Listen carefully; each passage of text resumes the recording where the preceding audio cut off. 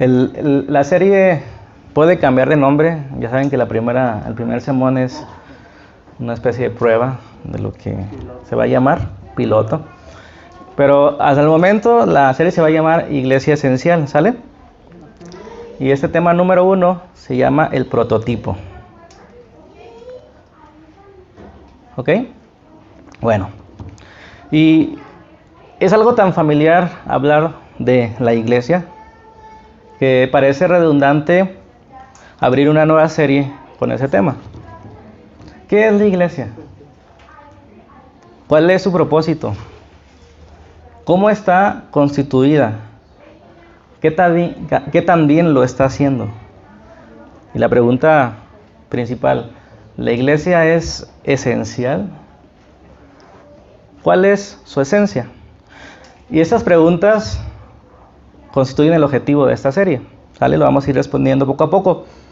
Pero aunque parece redundante hablar de la iglesia, no lo es, porque hoy más que nunca necesitamos recordar y reconocer qué es la iglesia, cuál es su esencia, su naturaleza y su misión. Porque hoy más que nunca, hermanos, la iglesia está demandada a dar una respuesta. Y ante el COVID-19, que todos ya conocemos y nos tiene de alguna manera u otra limitados, se ha cuestionado mucho por qué la iglesia cerró sus puertas. ¿Sí han escuchado sobre esto? Porque ante el gobierno y ante la economía, la iglesia no es esencial.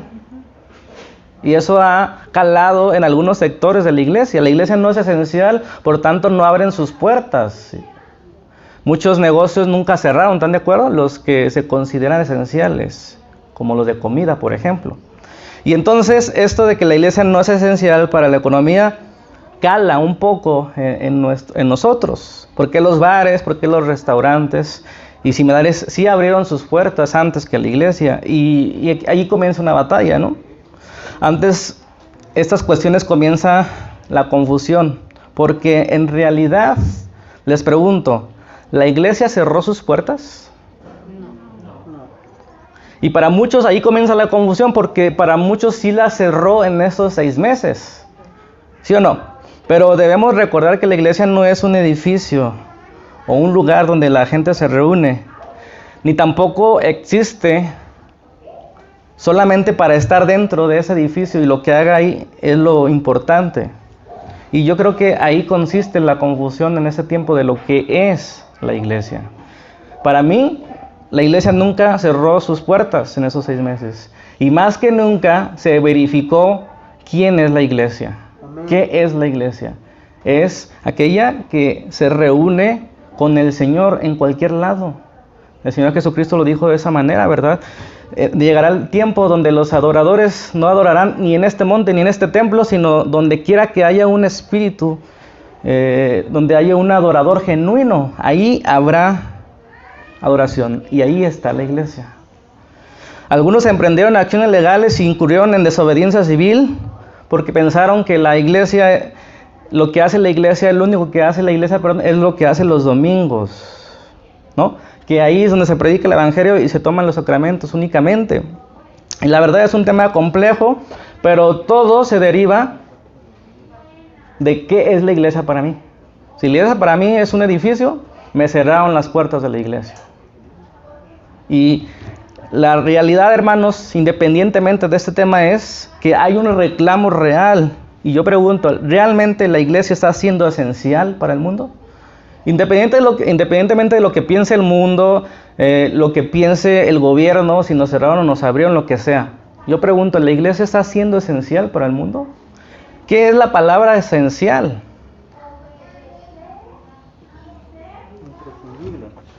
Imprescindible, ¿sí o no? ¿Realmente la iglesia está siendo imprescindible para el mundo? Muchos en ese tiempo que nos retiramos de reunirnos personalmente no extrañaron la iglesia y no significó gran diferencia en sus vidas. ¿Están de acuerdo?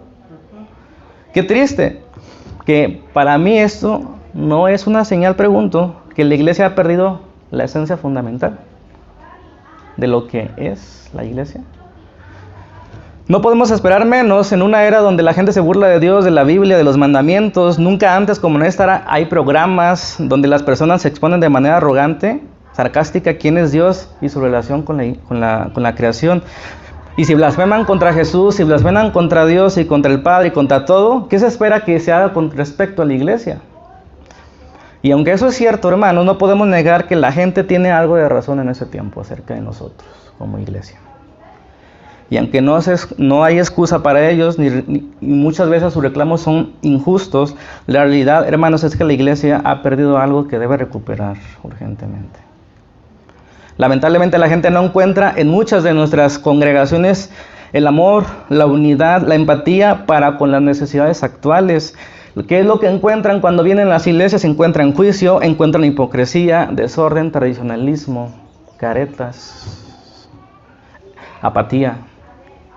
No encuentran a Jesús dentro de nuestros muros, y tal como el mensaje de Jesús a la iglesia de Laodicea en Apocalipsis 3:20, Jesús está fuera de nuestras congregaciones, tocando la puerta para que le abramos y podamos disfrutar de lo que es la iglesia en realidad. Necesitamos identificar, hermanos, como el juego del teléfono descompuesto, en qué nos hemos desviado del modelo que dejó nuestro Señor de Jesucristo, de la iglesia a su gusto, lo que Él pensó. Y para esto quiero partir desde el principio, ¿no? Porque si Dios hubiera querido enseñarnos con conceptos, nos hubiera dejado un diccionario, pero nos dejó la Biblia. Nos dejó una historia que habla acerca de su propósito, del modelo de Dios, de un prototipo, ¿sí o no? Quiero partir del principio para encontrar, entender, escarbar qué es la iglesia, cuál es su esencia. Podemos ir a un diccionario y sacar la raíz etimológica griega o hebrea, pero no sería insuficiente para entender completamente qué es lo que Dios pensó cuando diseñó la iglesia.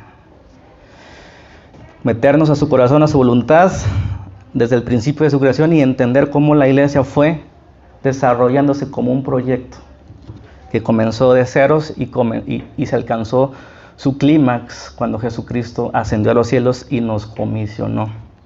Amén. Por eso, déjenme explicarlo de esta manera. El título hace referencia a esto, el prototipo, ¿sale? Déjenme explicarlo de esta manera. Ahorita les explico y ustedes ya más o menos se van dando cuenta o van imaginándose qué es un prototipo, ¿sale? Daniel, el profeta Daniel, o el gobernador Daniel, desde hace muchos siglos advertía que la ciencia aumentaría. Eso está en Daniel 12, ¿verdad?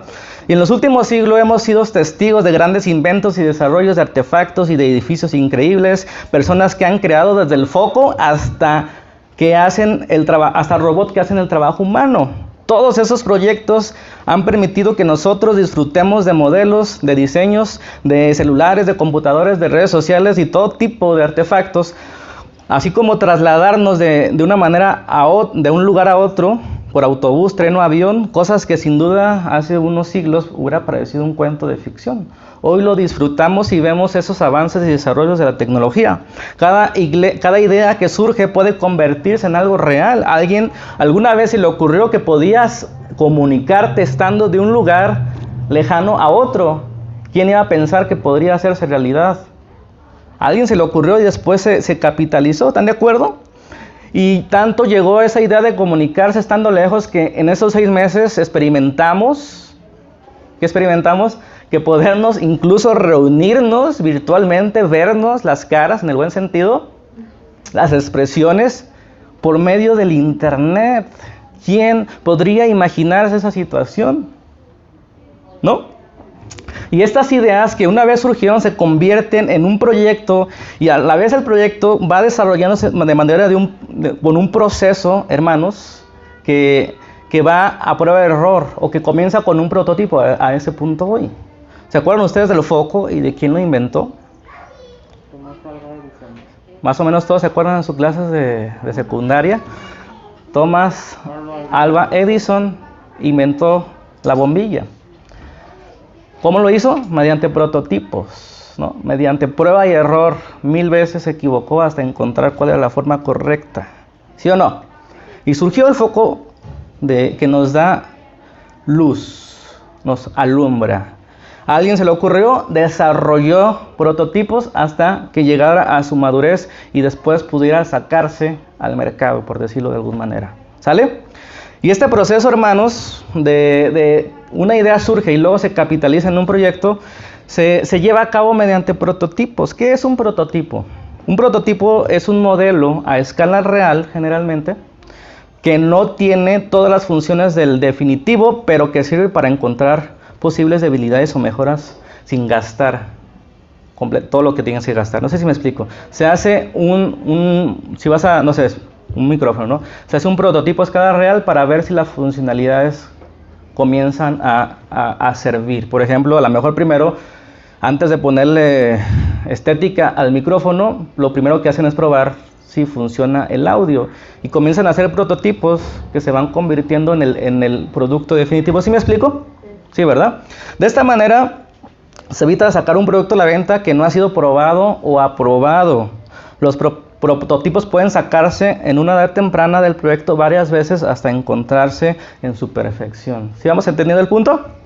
El propósito del prototipo es claro, es necesario un modelo que ayude a visualizar y a palpar la idea que surgió en alguien. Es necesario probar, ¿sí? Es necesario hacer un modelo real de la idea. En ese sentido, el prototipo es fundamental para que una idea se convierta en una realidad, para que una idea vaya madurando y perfeccionándose. Fíjense, aquí quiero empezar a conectar con el tema del que voy a desarrollar. Yo actualmente soy ingeniero civil y trabajo en una desarrolladora, que a diferencia de una constructora, ella crea ideas y luego las construye, ¿no? Una constructora simplemente construye lo que alguien más les pide. Entonces, yo trabajo en una desarrolladora y más o menos funciona así el negocio. Nace una idea que va desarrollándose y tomando forma. Un ejemplo ficticio de esto. La idea que surge es un condominio en una montaña, ¿sí? Se sabe que es difícil construir en una montaña, pero casi nadie lo hace. Vamos a suponer en este ejemplo que nadie lo hace, ¿no? Entonces ahí está la idea. El creador de la idea, que la imaginó, le va poniendo color y forma a su idea, ¿sí?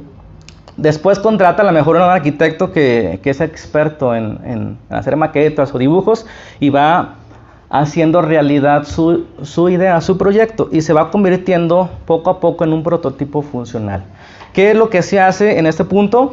Cuando el arquitecto capta la idea del desarrollador, ¿qué es lo que hace? Una maqueta en miniatura, ¿están de acuerdo? Una maqueta en miniatura que permite ver la distribución, los colores juntos y cómo se ve las proporciones. La maqueta puede sufrir cambios si no se está satisfecho el creador, hasta llegar al punto de que este pequeño prototipo se convierte realmente en la idea ya capitalizada. Nosotros sabemos que en la actualidad ya se pueden hacer imágenes que son realmente fotografías de cómo quedaría ese desarrollo, ¿no? Pero en ese punto a veces no es suficiente para sacar un producto al mercado. Luego de que la desarrolladora ya comienza a plasmar incluso con fotografías y planos la idea de un condominio en una montaña, ¿qué es lo que sigue después? Algunos de ustedes saben que esos nuevos condominios que hacen edificios grandes y desarrollos grandes, lo que hacen es poner en el mismo desarrollo un punto de ventas, que desarrollen ahí un modelo en escala real de un departamento. No sé si lo han visto, pero ¿qué es eso? Es un prototipo en su máxima esplendor. ¿Por qué? Porque ya está en las fotografías y ahora ¿qué van a hacer? A construirlo de manera real, para que la gente pueda entrar y que se dé cuenta de las proporciones. Aquí está bien, aquí está grande, aquí está chico, que vean la calidad de los materiales. ¿Están de acuerdo? Antes de construir la torre comienzan esos prototipos. Y aquí es posible que la gente no lo compre porque está muy cara, porque está muy chico, y es ahí donde se pueden hacer los cambios al proyecto. Es necesario un prototipo así porque se va probando y se va aprobando lo que la gente quiere o desea. ¿Están de acuerdo? Sí, me van captando la idea de lo que es un prototipo, ¿verdad?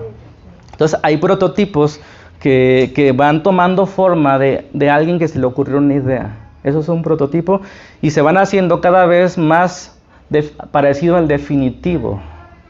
¿Vamos bien? Ok. El prototipo ayuda mucho para que la idea vaya desarrollándose y los que la palpan vayan familiarizándose con el proyecto. Fíjense bien, aquí quiero conectar el punto. En ese sentido, hermanos, Dios fue desarrollando su plan mediante prototipos que fueron revelándose con el tiempo hasta llegar al modelo real. Estoy hablando ya de la iglesia, ¿sí? Ahorita vamos a estudiar un poco lo que es el prototipo de la iglesia. ¿Qué entendemos por el prototipo de la iglesia? Con lo que les acabo de decir. Con que Dios, en algún tiempo atrás, antes de Jesús, diseñó la iglesia, el modelo de la iglesia, ¿sí o no? Sí. Y con el tiempo, desde Adán hasta Jesús, fue desarrollándose el prototipo, no porque Dios necesite mejorar las ideas, sino porque para que la gente vaya familiarizándose con su proyecto. Dios tiene un proyecto, Dios tiene un plan. Dios no hizo al hombre para ver qué salía, ¿están de acuerdo? Dios desde el principio pensó bien las cosas. Es más, no tuvo que pensar. A Dios lo que en el momento viene sale bien, ¿están de acuerdo? Es muy difícil describir esa parte de Dios. Pero bueno, en ese sentido Dios fue desarrollándose este modelo, este prototipo. ¿Y cuál es el prototipo cero de la iglesia? De aquí partimos. ¿Qué es la finalidad de esta serie llamada Iglesia Esencial? Que entendamos qué es la iglesia, ¿sí o no? ¿Por qué es tan importante entender qué es la iglesia? Porque eso va a hacer que nosotros actuemos de una manera o de otra en este tiempo. Que actuemos pasivamente o urgentemente, ¿sale? El prototipo cero, en este subtítulo de este tema, es cuando Dios desde el principio del mundo ha desarrollado este proyecto. Dios tiene un proyecto, ¿saben eso? Dios tiene un plan. Y Dios comenzó a desarrollarlo desde el principio. Porque lo que hacía Dios lo hacía bueno en gran manera, dice el Génesis 1. Aunque Dios no puede mejorar sus ideas, sí busca hacerlo gradualmente, porque el hombre a veces no entiende, ¿no? Si Dios hubiera hecho de un inicio todo el modelo de la iglesia, a lo mejor no hubieran entendido de qué trata. Entonces, por eso Dios lo fue haciendo gradual. Sabemos que Dios ha creado el mundo y en toda su creación ha puesto algo especial en el hombre, porque fue hecho a imagen y semejanza ¿de quién? De Dios. A el hombre, es decir, a Adán y Eva, le delegó el cuidado de ese mundo que creó al mandarle que lo cultivara y que ellos fructificaran, que se multiplicaran. Y fíjense bien, les dio la tarea difícil de disfrutar de todo. ¿Qué tarea tan difícil tenía Adán y Eva, no? Disfruten todo. Pueden comer de todos los frutos que aquí hay. Pueden ponerle nombre a todos los animales que vean. Van a multiplicar su descendencia con el placer inherente a ello, y van a ser el gobernador de este huerto que se llamaba Edén. Y hermanos, esto en pocas palabras significa ser bendecidos. El hombre fue bendecido por Dios de una manera sublime, grandiosa y casi inmejorable. Pero a tan grandes privilegios, el Señor dio también una responsabilidad. Y esto, hermanos, es importante que entendamos en el prototipo de iglesia, que para que haya una genuina relación de amor, fe y obediencia, hermanos, debe haber un sistema donde se pruebe la genuinidad de la fe. Por eso Dios puso en ese gran huerto, con esos grandes frutos que había, un solo árbol, el de la ciencia del bien y el mal, donde Dios le dijo al hombre: disfruta de todo, pero no comas ¿de cuál? De este árbol. Porque ese día que comas, estarás diciendo que todo lo que tienes aquí, la relación que tenemos tú y yo, no te satisface. Porque el día que tú comas de ese árbol, ese día tú mismo resolverás qué está bien y qué está mal, siendo esto una muerte anunciada. Este es el primer prototipo, hermanos, de lo que es la iglesia. Fíjense, parece una historia mítica, ¿no? Parece una historia sencilla de escuela dominical, parece una historia de niños, lo que estamos hablando ahorita, los primeros 3 capítulos. Pero noten que para que haya una iglesia debe haber estos elementos principalmente. Esto es la esencia de la iglesia. ¿Cuál? Fíjense, Dios por naturaleza esparce su bendición. No puede quedarse con ella. Dios bendice, ¿no? Eso es parte fundamental de esta ecuación. Dios esparce su bendición, pero lo esparce a través de la fe y la obediencia humana. Bendición divina más fe y obediencia humana, ¿qué trae? Prosperidad. La bendición se va y se sigue esparciendo. Dios y el hombre en un lugar en común, en este caso un huerto. ¿Queda claro? Pero para que haya una relación genuina debía haber esas pruebas de fe, de obediencia. Por eso Dios hizo todos los árboles, coman de todo, pero de este no. ¿Qué era más fácil? ¿Comer de todo o comer de ese? Y sin embargo, ¿qué hizo el hombre? Comió de ese. Y hermanos, aquí encontramos en esa situación del Edén un prototipo en miniatura del proyecto de Dios. ¿Cuál proyecto de Dios? Ahorita lo vamos a estar profundizando. Dios tiene un plan. ¿Cuál es el plan de Dios? Bendecir. Porque Dios bendice. Es su naturaleza. Dios ama y al amar bendice. ¿Cuál es el problema que comenzó a surgir aquí? Que el hombre decidió que era lo bueno y que era lo malo, y eso está mal, porque siempre va a querer el hombre tener preferencias, tener dominio sobre los demás, ¿sí o no?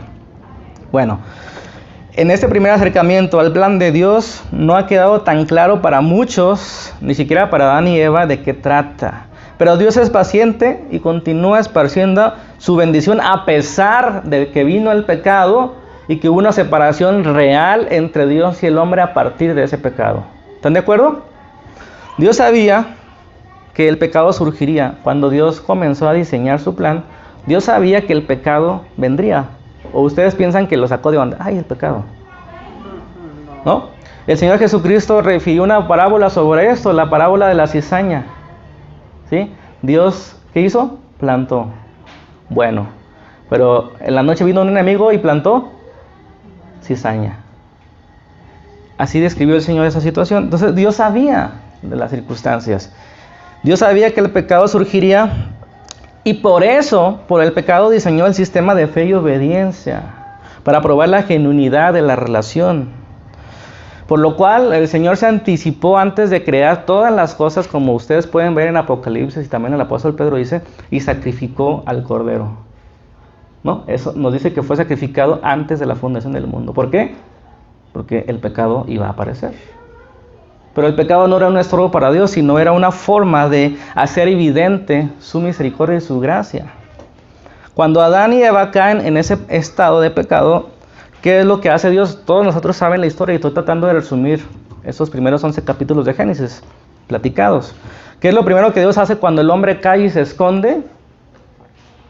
Dios sacrifica un inocente, ¿sí o no?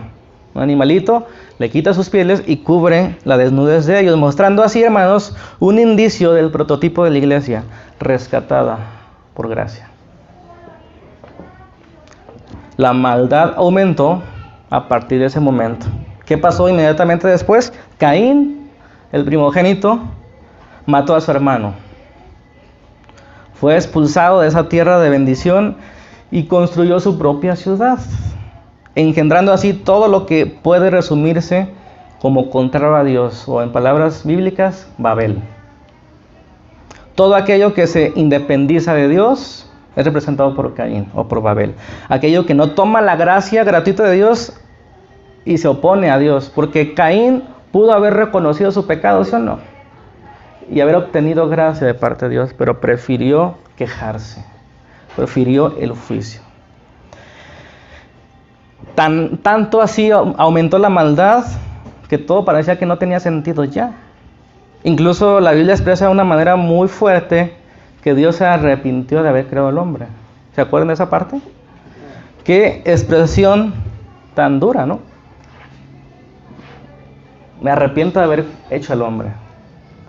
Y no es una expresión posada, ¿no? De parte de Dios. No es que Dios se pueda equivocar, sino era una expresión real de dolor. ¿Sí? Me arrepiento. ¿Por qué? Por el dolor que estaba sucediendo ahí. No sabemos cómo al Señor le duelen las cosas, pero se expresó así la Escritura.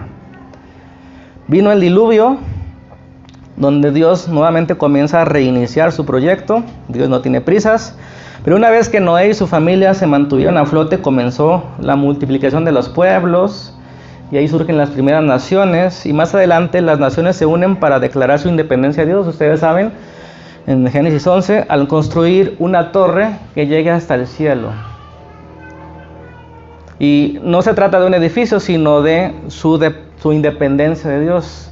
Nosotros podemos construir lo que tú dices que nos das, decían esas personas. ¿No? Vamos a construir una torre que llegue al cielo. Pero, ¿qué pasó entonces? Si esto fuera un prototipo para vender lo que Dios había hecho hasta este momento de Génesis 11, hermanos, aparentemente hubiera sido un fracaso, ¿no? Si Dios creó un proyecto, un prototipo para que el hombre fuera parte de la gente, de bendición, de esparcir bendición, aquí podríamos concluir apresuradamente que el proyecto del hombre fracasó, que Dios tiene que hacerlo de otra manera. Eso es lo que hasta el capítulo 11 de Génesis parece, ¿sí o no? Pero nosotros sabemos que Dios no fracasa, al contrario. Era necesario que fuera así para llegar al prototipo definitivo. Es necesario que abunde el pecado para que sobreabunde la gracia, para que sea evidente, pues, porque el pecado siempre abunda. No es que Dios quiera que el pecado abunda, pero cuando el pecado es evidente, ahí se hace palpable su gracia. ¿Sí o no? Como dice Pablo, el poder de Dios se hace evidente en la debilidad del ser humano. ¿Y cuántos no dicen amén a esto? Este es el prototipo que Dios se planteó para iniciar su proyecto, para continuarlo y desarrollarlo. Y hermanos, de esta manera, cuando el género humano parecía estar hundido en un fracaso sin salida, cuando el fondo de maldad pareció opacar el plan inicial de Dios, surge el prototipo de la iglesia. Una luz en medio de la oscuridad. Amén. Los primeros 11 capítulos de Génesis, que son los que estamos comentando hasta este momento, es el telón de fondo del problema de raíz. Dios quiso mostrarlo así para echar a andar el proyecto a partir de ahí. El proyecto del hombre sin Dios siempre es fracaso. El día que comas de este árbol de la ciencia del bien y del mal, el día que tú decidas independizarte, que tú pienses que puedes construir una torre del cielo, ese día estarás firmando tu sentencia de muerte. El proyecto del hombre sin Dios es un fracaso, ¿sí o no? Pero era necesario que se notara de esta forma, ¿sale? Para luego Dios insertar en el mercado un producto, un proyecto que el hombre pueda participar y encontrar el éxito, la paz y la vida extendida que busca. ¿Sí? ¿Qué es lo que busca la humanidad? Éxito, paz, vida extendida, vida eterna, ¿sí o no? Y eso solo se encuentra en el producto que Dios diseñó desde el principio. Y aquí encontramos, hermanos, que se va encaminando el prototipo. Fíjense, si Caín es el prototipo de todo lo que es independiente y en contra de Dios, la línea de los hijos de Adán son aquellos que, aunque son imperfectos, hermanos, permanecen cerca de Dios. Esa es la diferencia. No es que nosotros seamos mejores que los otros, sino que nosotros entendemos que por nosotros mismos no vamos a llegar a ningún lado y entonces permanecemos cerca de Dios. Eso fue lo que hizo la línea de Set, que fue el siguiente hijo de Adán, ¿sí o no? Y parece como oscuro esa historia, pero no es así, hermanos. Es claro que Dios no abandonó su creación, y mientras que Caín sí quiso independizarse y construir una ciudad y no tomar la gracia de Dios, los otros se mantuvieron ahí. Inmediatamente después de que Adán tiene a Set, surge algo interesante. Pero, ¿qué es lo que dice el libro de Hebreos capítulo 11 acerca de estos hombres de fe? Ahí pueden ustedes observar y pueden ver que está nombrado Abel. Pueden ver a Enoc, a Noé, entre otros. Esos hombres, hermanos, se puede decir, caminaron con Dios. Especialmente Enoc, así lo dice la Biblia, ¿verdad? Que no vio la muerte porque caminaba con Dios. Hermanos, y aquí se nos da otra vez un indicio de lo que es el prototipo de la iglesia. Caminar con Dios nos libra de la muerte. Caminar cerca de Dios. Y lo que sucede en el último verso del capítulo 4 de Génesis es sumamente interesante, porque ahí se dice, después de que nombra que Adán tiene otro hijo, que es Set, dice que los hombres comenzaron a invocar el nombre de Dios. Hermanos, esto no es casualidad. Los hombres comenzaron a invocar el nombre de Dios. Dios había transmitido su voluntad a Adán, y Adán a Set, y Set a sus hijos. Por alguna razón, en este sentido, Enoc pudo entender que caminar con Dios era el deseo de Dios para el hombre. Y a partir de ahí, de Set, comenzaron los hombres a invocar. ¿Qué significa invocar? A volverse a Dios, porque si el hombre y Dios estaban juntos en el paraíso, en el huerto del Edén, cuando vino el pecado fueron separados, expulsados, y Dios ya no podía hacerse presente a ellos. Y la única forma ahora de retomar esa relación era mediante la oración. La oración es una vuelta al paraíso, ese es invocar el nombre de Dios. Invocar el nombre de Dios es estar en su presencia. Hermanos, cuando nosotros oramos, estamos en su presencia. Es como haber estado en el huerto del Edén paseándonos con Él. Eso es la oración. Y a partir de ahí, hermanos, comenzamos a ver, porque por alguna razón que no es extraña, Noé halló gracia. Pero Noé era descendiente de Enoc y de Set, de los hombres que invocaron el nombre de Dios, y no como Caín, que construyeron su propia civilización. ¿Sí o no? Noé halló gracia porque permanecía allí. Porque de alguna razón sus padres, que vivieron 900 años, o sea, tenían a todos sus ancestros ahí, o sea, podían pasar, o sea, tenían sus tatarabuelos vivos y podían transmitirle lo que Dios le transmitió desde un principio a Adán. Por eso Noé, lo primero que hizo cuando fue librado del diluvio, ¿qué fue lo que hizo? Un sacrificio, un holocausto, ¿sí o no? Por esa razón Noé halló gracia, hermanos. ¿Y saben qué?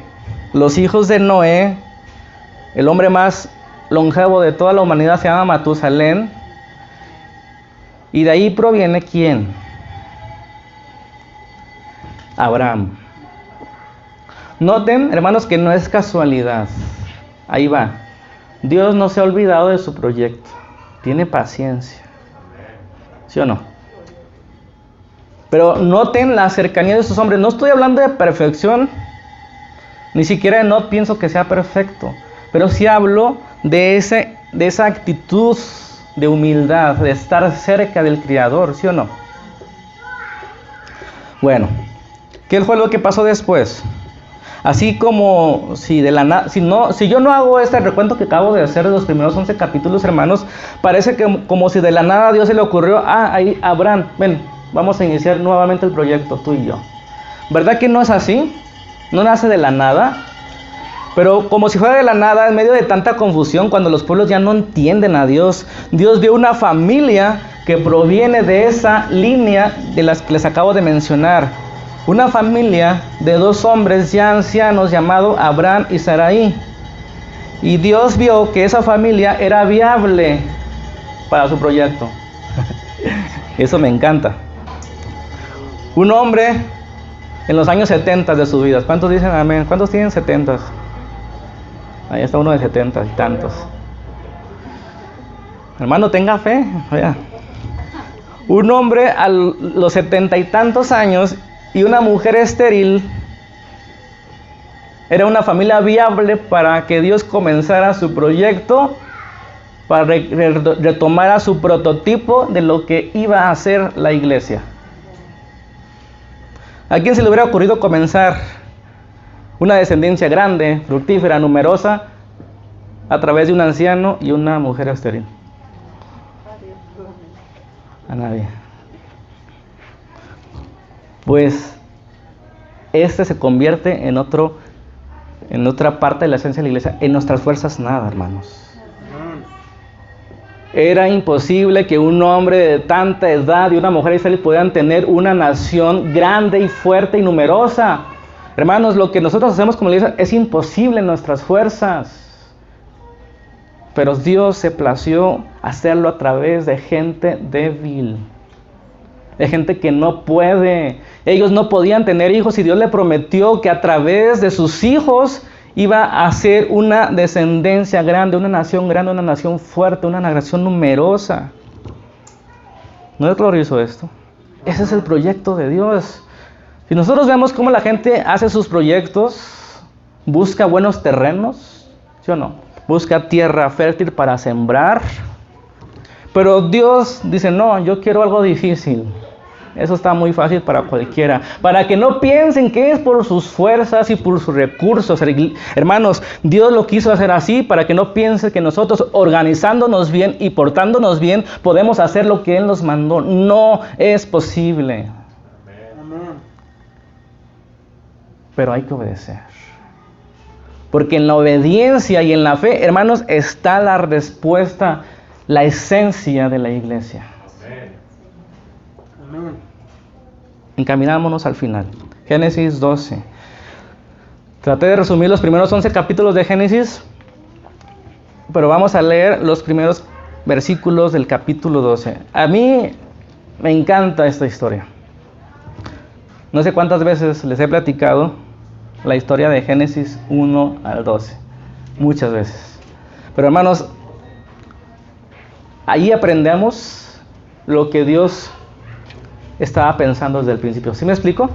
Entendemos cómo está el proyecto de Dios, cómo va desarrollándose y cuál es su objetivo. ¿Por qué Dios quiere levantar al hombre? ¿Para qué Dios usa al hombre? ¿No puede usar ángeles? ¿No puede él mismo hacerlo? Por alguna razón quiere que el hombre lo haga. ¿Están de acuerdo? ¿Qué es lo que Dios quiere hacer? ¿Qué es lo que Dios se propuso desde el principio? ¿Cuál es la esencia de Dios, su naturaleza? Dios es amor. Dios ama. Dios es santo. Dios bendice. Quiero que entendamos y aquí nos quedemos para reflexionar y terminar, hermanos, porque a partir de aquí vamos a comenzar a entender el proyecto de Dios. Hermanos, un proyecto que comenzó allá, en esos dos hombres que no podían. Y hoy, hermanos, nos encontramos, al principio dije, ante un mundo que exige respuestas, que exige una iglesia diferente, distinta, y que nosotros no estamos pudiendo. Y hermanos, no vamos a poder. No está en nuestra capacidad poder lo que Dios manda. Está en su respaldo. Yo haré de ti una grande nación, le dijo a Abraham. Y aquí estamos, fruto de la promesa de Abraham. Gloria a Dios. Porque Dios puede hacerlo. ¿Pero qué necesita? Y no es que necesite, que, no puedo hacerlo sin eso. Pero se agrada de alguna forma hacerlo a través de los hombres, de la obediencia. Porque Dios podría hacer un ejército de robots y hacer lo que ellos quieran. ¿Ustedes creen que si un humano puede crear un robot a esas alturas del siglo XXI, Dios no puede hacerlo? ¿Ustedes creen que Dios no puede cambiar nuestra voluntad y hacer que hagamos lo que Él quiere? Pero eso es una relación genuina de amor. Por eso Dios diseñó ese sistema de fe, obediencia, amor, para que realmente respondamos lo que realmente se interesan de Él, de lo que Él es, de la idea que Él tiene, y de verdad y de corazón nos insertemos a su proyecto. Génesis 12,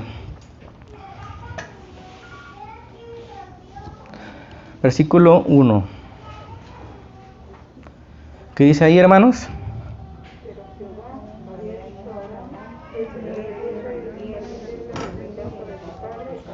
Ok, pero Jehová le dijo a Abraham, ¿verdad? Repito, Abraham no surgió de la nada. Tenía historia. Tenía un padre, un abuelo, un tatarabuelo que buscaban a Dios, que invocaban a Dios. Hermanos, esa es la esencia de la iglesia. Personas que buscan a Dios. Personas que le interesa lo que Dios está diciendo, hablando o haciendo. Esa es nuestra primera esencia, ¿están de acuerdo?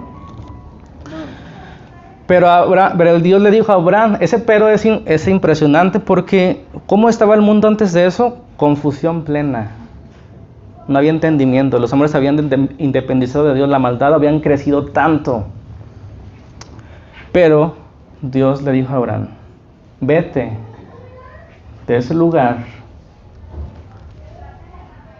de tu comodidad, de tu padre, y vete a la tierra que yo te mostraré. Amén. Esta parte importante de la ecuación, hermanos, es que nosotros no cuestionamos a Dios. Nosotros obedecemos. ¿Sí o no? Nos dijo, Abraham, ¿estás preparado? ¿Te parece bien que ya dejas a tus padres y te vayas a otra tierra? Señor, ¿pero qué tierra me voy a ir? ¿Está bonita? Imagínense esa conversación. ¿No somos así nosotros ahora? Cuando Dios nos desafía a dar más, Señor, pero mejor que lo haga mi hermano. Como cuando nos manda las tortillas nuestra mamá, ¿no? ¿Por qué siempre yo? ¿De verdad nos ponemos ante Dios así? Y hermano, la esencia de la iglesia es, Señor, donde tú quieras voy. Solo dilo. Vete de tu tierra y tu parentela al lugar que Dios te mostrará. Ni siquiera le dijo cómo es el lugar. Solamente toma tus triques y vete a donde yo te voy a decir. ¿Qué hizo Abraham? Tal vez no fue inmediato y estuvo pensándole las implicaciones de, ay, apenas estaba prosperando aquí mi ranchito, ¿no? Mis chivas están creciendo apenas. Señor, no me arruines mis sueños. Quizá lo pensó algún tiempo, ¿no? Pero, ¿qué hizo? Salió y se fue. ¿A dónde? No sabía dónde. Inmediatamente después de que nosotros obedecemos a Dios, no antes, viene algo impresionante. Viene una promesa de Dios. Haré de ti una nación grande. Si hubieras comenzado por ahí, Dios, y ni me la pienso, pero no es así. ¿Están de acuerdo? En la historia es vete, y una vez que agarras tus cosas y caminas en dirección a la que Dios te dice, hermanos, viene una bendición. Es una ley, es la ley de la iglesia, no antes. ¿Cuántas veces le has pedido señales para que Dios te bendiga? No antes, hermanos. Si no rindes tus deseos y tus sueños a Dios, no va a pasar mucho en tu vida. Señor, a donde tú quieras yo voy, ¿no? Salió Abraham y ahora sí dijo, haré de ti una nación grande y te bendeciré. Haré famoso tu nombre y serás de bendición. Hermanos, aquí, esta parte es crucial para entender la esencia de la iglesia. Ya le había dicho en la serie pasada, pero cada producto tiene un propósito y una finalidad, ¿no? Cuando a alguien se le ocurrió hacer una cámara web, tenía una finalidad esencial, que es grabar y transmitir video en vivo, ¿no? No estamos en vivo, pero estamos usando la cámara. Tiene un propósito fundamental, ¿sí o no? Tiene varios, pero uno por el cual se diseñó, que es grabar, ¿sí o no? Cuando Dios pensó en diseñar a la iglesia, nos remontamos a este versículo 2. Aquí, hermanos, está contenida la esencia de la iglesia. ¿Cuál es? Serás de bendición. Yo pregunto, antes de terminar, ¿somos de bendición? ¿Somos de bendición a nuestros vecinos, a nuestros primos, a nuestros tíos? ¿Somos de bendición a los gobiernos en turno? Los gobiernos se expresan, los cristianos siempre tienen algo que aportar, se expresarán así de nosotros. O, los cristianos nunca se meten en broncas. Somos de bendición en nuestro trabajo. Pero más allá de lo individual, como iglesia, así como grupos, congregaciones, somos de bendición para nuestra comunidad, para nuestra ciudad, para nuestra nación. Y es una gran pregunta, porque para eso debemos responder qué significa ser de bendición, que es lo que vamos a desglosar próximamente. Pero queda claro, mis hermanos, queda sumamente establecido que en el proyecto de Dios que decidió iniciar con 2 ancianos estériles, su proyecto de multiplicar su descendencia, tenía algo claro, tenía un propósito de ser. ¿Cuál cosa? Ser bendición.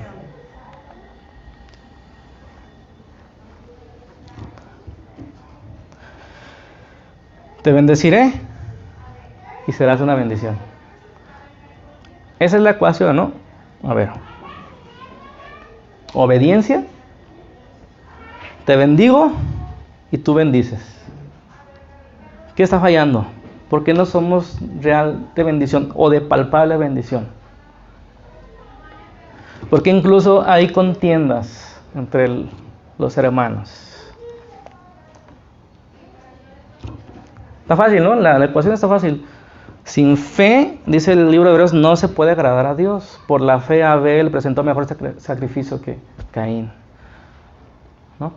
Por la fe Noé construyó el arca. Por la fe Abraham presentó a Isaac como sacrificio cuando era su único hijo. Después a los 100 años por fin salió un hijo y de ahí va a salir la descendencia y Dios se lo pide. Y dice el libro de Hebreos que Abraham dijo, pues si Dios me lo pidió y Él me prometió que a través de Él me iba a ser mi descendencia, pues lo puede revivir. Fe. Fe se traduce en obediencia. Cuando hay obediencia, viene la bendición. Cuando viene la bendición, se transmite, porque la bendición es algo que te quema y no puedes quedártelo. Ese es el prototipo de lo que es la iglesia.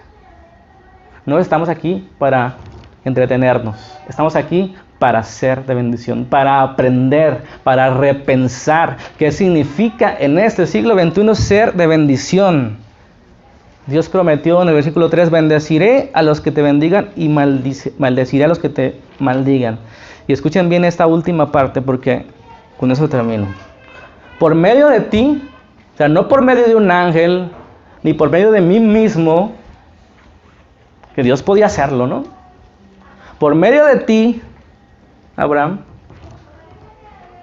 solo de ti, serán benditas todas las familias de la tierra. La siguiente semana vamos a retomar lo que Pablo dijo a través de este pasaje y cómo se conecta con la iglesia. Pero quería regresar a este prototipo inicial porque en 4000 años se han perdido muchas cosas. Como teléfono descompuesto le hemos añadido cosas al prototipo de la iglesia y cosas que estorban para lo que fuimos diseñados, ¿no? Por ejemplo, si esta cámara fue diseñada para grabar y le ponemos una funda para que no se quebre aquí,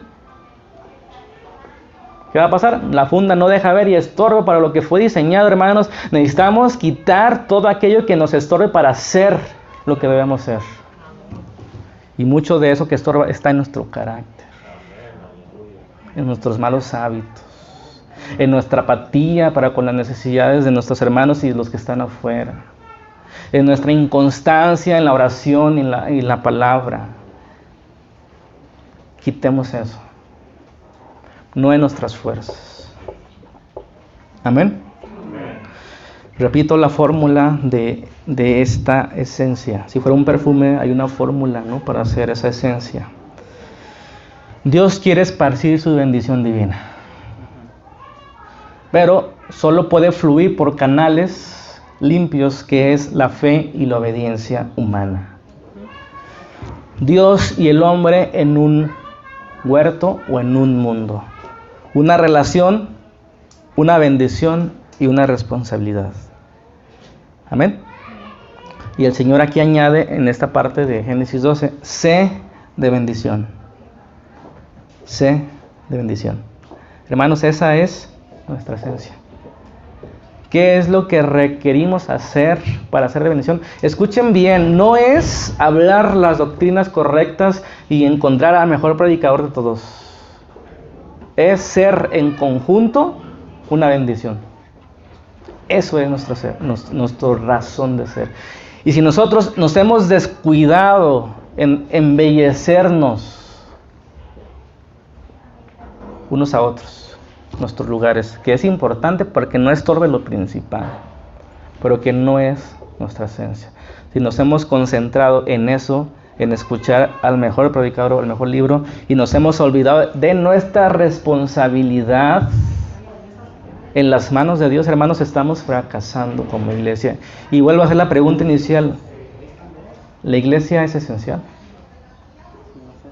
Si la iglesia desaparece, ¿el mundo se daría cuenta? Si tú dejas de hablarle a tus amigos no creyentes perciben tu ausencia o dicen, ay, qué bendición que no está presente el aleluyo. Hermanos, es un desafío. Sé de bendición. Y eso significa, cada día, oímos el miércoles, negarme a mí mismo. Tomar mi cruz, tomar una vida sacrificial. Que Dios nos ayude.